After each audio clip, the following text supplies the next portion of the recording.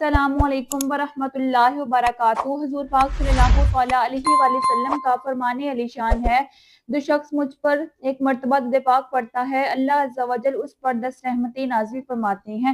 सुभान अल्लाह। अल्लाह अज़्ज़ा वजल हमें दुरूद पाक पढ़ने की तौफीक अता फरमाए। आमीन सुम्मा आमीन या रब्बुल आलमीन। आयत मुबारका है, कुल्लु नफ्सिन ज़ाइक़ातुल मौति फ़इन्नमा तुवफ़्फ़ूना उजूरकुम यौमल क़ियामति फ़मन ज़ुहज़िहा अनिन नारि व उद्ख़िलल जन्नता फ़क़द फ़ाज़ वमल हयातुद दुनिया इल्ला मताउल गुरूर। अल्लाह ताला का इरशाद है, हर जान को मौत चकनी है और तुम्हारे बदले तो क़यामत ही को पूरे मिलेंगे। जो आग से बचकर जन्नत में दाखिल किया गया वो मुराद को पहुंचा। दुनिया की जिंदगी तो यही धोखे का माल है। अल्लाह ताला का इरशाद है, और कोई जान नहीं जानती कि कल का कमाएगी और कोई जान नहीं जानती कि किस जमीन में मरेगी। अल्लाह ताला का इरशाद है, फिर जब इनका वादा आएगा न एक घड़ी पीछे हटेंगे न आगे। अल्लाह ताला का इरशाद है, ऐ ईमान वालो, तुम्हारी न माल न तुम्हारी औलाद कोई चीज तुम्हारे अल्लाह के जिक्र से गाफिल ना करे। जो ऐसा करे तो वही लोग नुकसान में हैं। और हमारे दिए में से कुछ हमारी राह में खर्च करो, कबल इसके कि तुम में से किसी को मौत आए फिर कहने लगे, ऐ मेरे रब, तूने मुझे थोड़ी मुद्दत क्यों मोहलत ना दी कि मैं सदका देता और नेकों में से होता। और हरगिज अल्लाह किसी जान को मोहलत ना देगा जब इसका वादा आ जाए, और अल्लाह को तुम्हारे कामों की खबर है। बेशक यहाँ तक कि इनमें से किसी को मौत आए तो कहता है कि ऐ मेरे रब, मुझे वापस फेर दे, शायद अब मैं कोई बुलाई कमाऊं इसमें जो छोड़ आया हूँ। ये तो एक बात है जब वो अपने मुंह से कहता है कि इसके आगे एक आड़ है, इस दिन जिसमें उठाए जाएंगे तो जब सूर फूंका जाएगा तो ना इनमें रिश्ते रहेंगे ना एक दूसरे की बातें पूछे। तो जिनकी तोले भारी होले वही मुराद को पहुंचे, और जिनकी तोले हल्की पड़ी वही जिन्होंने अपनी जानें घाटे में डाली वही दोजक में रहेंगे। इनके मुंह पर आग लपेट मारेगी और वो इस पर मुंह चढ़ाए होंगे, क्या तुम मेरी आयतें ना पढ़ी। अल्लाह ताला के इस फरमान तक तुम जमीन में कितना ठहरे। बरसों की गिनती से वो बोले, हम एक दिन रहे या दिन का बाज हिस्सा। तो गिनने वालों से दराफत फरमाया, तुम न ठहरे मगर थोड़ा। अगर तुम्हें इल्म होता तो ये क्या समझते कि हमने तुम्हें बेकार बनाया और तुम्हें हमारी तरफ ही मुंह फेरना नहीं। अल्लाह ताला का इरशाद है कि ऐ ईमान वालो, अभी वो वक्त ना आया कि इनके दिल झुक जाएं अल्लाह की याद और इसके हक के लिए जो उतरा, और इन जैसे ना हो जिसको पहली किताब दी गई फिर इन पर मुद्दत दराज हुई तो इनके दिल सख्त हो गए और इनमें से बहुत फासिक हैं। शान नज़ूल हज़रत उम्मे मोमिनीन आयशा सिद्दीक़ा रज़ियल्लाहु अन्हा से मरवी है, नबी करीम सल्लल्लाहु अलैहि वसल्लम ने दौलत सराय अक़दस से बाहर तशरीफ लाए तो मुसलमानों को देखकर आपस में हंस रहे। फरमाया, तुम हंसते हुए अभी तक तुम्हारे रब की तरफ से अमान नहीं आई और तुम्हारे हंसने पर ये आयत नाज़िल हुई। उन्होंने अर्ज की, या रसूलल्लाह सल्लल्लाहु अलैहि वसल्लम, इस हंसी का कफार क्या है? फरमाया,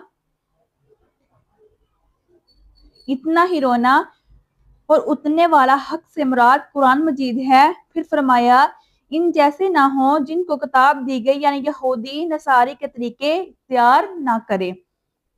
वल आयातु फिल बाबी कसीरतुम मालूमातुन। हजरत इब्ने उमर रज़ियल्लाहु अन्हु से मरवी है, उन्होंने फरमाया, रसूल पाक सल्लल्लाहु अलैहि वसल्लम ने मेरे कंधों को पकड़ा और फरमाया, दुनिया में इस तरह रहो गोया तुम परदेसी या मुसाफिर हो। हज़रत इब्ने उमर रज़ियल्लाहु अन्हु फरमाया करते थे, जब शाम हो तो सुबह का इंतजार ना किया करो, और जब तुझे सुबह हो तो शाम का इंतजार ना कर, और सेहत की हालत में मर्ज के लिए कुछ हासिल कर, और जिंदगी में मौत के लिए कुछ सामान जमा कर। यानी जैसे मुसाफिर मंजिल और वहां की ज़ैब जीनत سے دل نہیں لگاتا کیونکہ اسے آگے جانا ہوتا ہے، ایسے ہی تم یہاں کے انسان اور سامان سے دل نہ لگاؤ ورنہ مرتے وقت ان کے چھوڑنے سے بہت تکلیف ہوگی۔ صوفیہ جو فرماتے ہیں کہ حب الوطنی من الایمانی، یعنی وطن کی محبت ایمان کا رکن ہے۔ وہاں وطن سے مراد جنت ہے، یعنی اصلی وطن یا مدینہ منورہ کا ہے، وہ مومن کی روحانی وطن ہے۔ حضرت ابن عمر یا اپنے نفس سے خطاب کرتے ہیں، زندگیاں لمبی امیدیں نہ باندھو۔ حضرت ابن عمر کیا کرتے ہیں، اپنے نفس سے خطاب کرتے تھے، کہتے تھے کہ زندگی میں لمبی امیدیں نہ باندھو، یعنی کہ لمبی امیدیں نہ لگاؤ۔ ہر نماز آخری نماز سمجھ کر پڑھو، تندرستی اور زندگی کو غنیمت جانو، جس قدر ہو سکے اس میں نیکیاں کما لو ورنہ بیماری اور موت کے بعد کچھ نہ بن پڑے گا۔ کر جوانی میں عبادت کا حال ہی اچھی نہیں، جب بڑھاپا آ گیا پھر بات بن پڑتی نہیں ہے۔ بڑھاپے میں بھی غنیمت، جب جوانی ہو چکی یہ بڑھاپا بھی نہ ہوگا، موت جس دم آ گئی۔ حضرت ابن عمر رضی اللہ عنہ سے مروی ہے، رسول پاک صلی اللہ تعالیٰ علیہ وآلہ وسلم نے ارشاد فرمایا، ایک مسلمان شخص کے لائق نہیں، اس کے پاس کوئی چیز ہو جس کے متعلق وصیت کرنا چاہتا ہو، اس پر 2 راتیں گزر جائیں مگر یہ کہ اس کی وصیت اس کے پاس لکھی ہوئی موجود ہو۔ اس پر 3 راتیں گزر جائیں۔ حضرت ابن عمر رضی اللہ عنہ فرماتے ہیں، جب میں نے رسول پاک صلی اللہ تعالیٰ علیہ وآلہ وسلم کا یہ فرمان سنا تو مجھ پر 1 رات بھی ایسی نہیں گزری جبکہ میرے پاس وصیتیں موجود نہ ہوں۔ حضرت ابن مسعود رضی اللہ عنہ سے مروی ہے، فرماتے ہیں رسول پاک صلی اللہ تعالیٰ علیہ وآلہ وسلم نے ایک مربع خط کھینچا اور ایک خط اس کے درمیان میں سے باہر نکل رہا تھا، درمیان والے خط کے ساتھ اس سمت میں جو وسط میں تھی چھوٹے چھوٹے خط کھینچے، پھر فرمایا یہ انسان ہے یا اس کی موت ہے جو اس کو گھیرے ہوئے ہیں، یا فرمایا اس نے اسے گھیر رکھا ہے، یہ جو لکیر باہر نکل رہی ہے یہ اس کی آرزویں ہیں، یہ چھوٹے چھوٹے خطوط ہیں، حادثات ہیں۔ سو اگر وہ ایک حادثے سے بچ نکلتا ہے دوسرا حادثہ اس کو دبوچ لیتا ہے، اگر اس سے بچ نکلتا ہے تو ایک ہے اس کو دبوچ لیتا ہے۔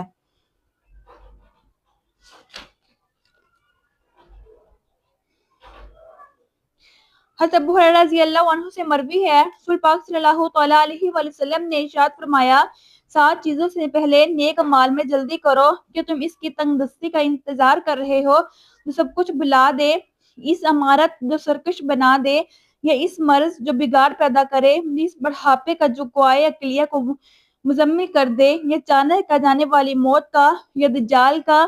یا دجال ان غائب چیزوں میں سے سب سے بڑا ہے جن کا انتظار کیا جاتا ہے۔ یہ قیامت تو بڑی مہیب اور سخت چیز ہے۔ انسان کے دل میں خوف عز و جل بیدار ہوتا ہے جس کی وجہ سے نیک اعمال کی زبردست رغبت پیدا ہوتی ہے، نیز گناہوں سے وحشت محسوس ہوتی ہے اور سابقہ زندگی میں ہو جانے والے گناہوں پر توبہ کی توفیق بھی حاصل ہو جاتی ہے۔ خود ہمارے پیارے آقا صلی اللہ تعالیٰ علیہ وآلہ وسلم نے ہمیں فکر مدینہ کی ترغیب دیتے ہوئے ارشاد فرمایا کہ 5 میں سے قبل 5 کو غنیمت جانو، جوانی کو بڑھاپے سے پہلے، صحت کو بیماری سے پہلے، مالداری کو تنگ دستی سے پہلے، زندگی کو موت سے پہلے اور فراغت کو مصروفیت سے پہلے۔ حضرت ابو ہریرہ رضی اللہ عنہ سے مروی ہے، فرماتے ہیں رسول پاک صلی اللہ تعالیٰ علیہ وآلہ وسلم نے ارشاد فرمایا، لذت کو توڑ دینے والی یعنی موت کا ذکر کثرت سے کیا کرو۔ حضرت ابن کعبہ رضی اللہ عنہ سے مروی ہے کہ جب کہ 1/3 رات گزر جاتی رسول پاک صلی اللہ تعالیٰ علیہ وآلہ وسلم نیند سے بیدار ہوتے اور فرماتے، اے لوگو اللہ تعالیٰ کی یاد کرو، پہلے فاتحہ آ چکا ہے اور دوسرا فاتحہ اس کے پیچھے آنے والا ہے۔ موت اپنی تمام تر ہولناک کیوں کے ساتھ آ گئی ہے، موت اپنی تمام تر ہولناک کیوں کے ساتھ آ گئی ہے۔ میں نے عرض کی، یا رسول اللہ، میں بکثرت آپ پر درود بھیجتا ہوں تو میں آپ پر کتنے وقت درود بھیجا کروں؟ آپ نے فرمایا جتنا تمہارا جی چاہے۔ میں نے عرض کی 1/4، فرمایا جتنا تمہارا جی چاہے اور اگر زیادہ پڑے تو اس میں تمہارے لیے ہی بہتری ہے۔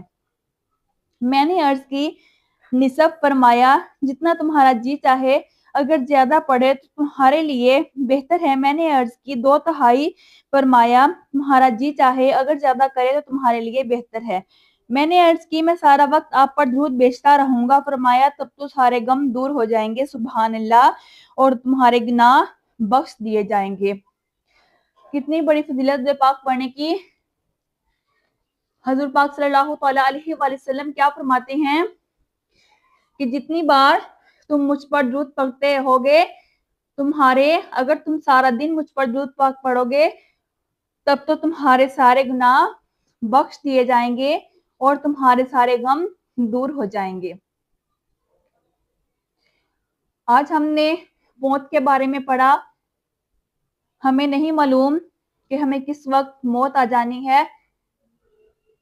زندگی سے لمبی لمبی امیدیں لگانا چھوڑ دیں۔ ہمیں نہیں پتا کہ کس ٹائم ہمارا آخری ٹائم ہے، کون سی نماز ہماری آخری نماز ہے۔